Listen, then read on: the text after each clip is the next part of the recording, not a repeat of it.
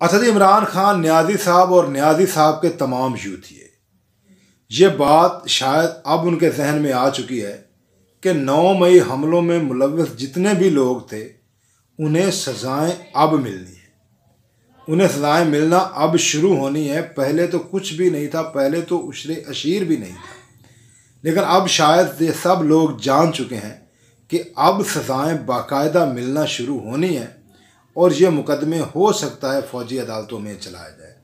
इसलिए न्याजी साहब और न्याजी साहब के यूथिए इन तमाम हमलों की ज़िम्मेदारी उल्टा एस्टेब्लिशमेंट पर डाल रहे हैं या दूसरी सियासी जमातों पर डाल रहे हैं कि ये हमले इन लोगों ने करवाए, यही इन हमलों में मुलव्वस थे, हमारा इन हमलों से कोई लेना देना नहीं है। तो इमरान खान न्याजी साहब की मैं आपको एक वीडियो दिखाना चाहता हूँ। आप खान साहब की वो वीडियो भी देखें। ये वीडियो सिर्फ छोटी छोटी हैं, ये तकरीबन तमाम वीडियो 30 सेकंड में मुकम्मल हो जाएंगी।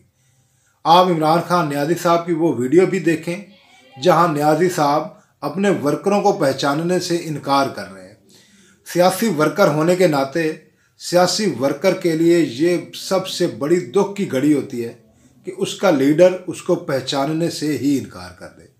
आप लोग न्याजी साहब की ये वीडियो देखें, उसके बाद मैं उन लोगों की वीडियो आपको दिखाता हूँ जिन्होंने ये हमले करवाए या जो लोग इन हमलों में मुलव्वस थे।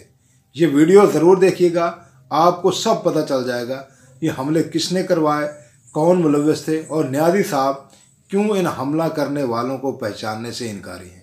ये वीडियो देखें। लेकिन जिससे भी मैंने पूछा है उन्होंने एक चीज़ कही है जी कि एकदम कोई लोग आते थे और ये एकदम सारों को इश्तियाल दिलवाते थे कि चलो वहाँ चलो, उधर चलो जी, GHQ चलो, चलो इधर जाके ये जो जहाज चौक पे मियाँ वाली में इसको आग लगा दो। लोग कहे जी अब हैं कौन, वो हमारे तहरीक इंसाफ ने कभी देखे ही नहीं थे।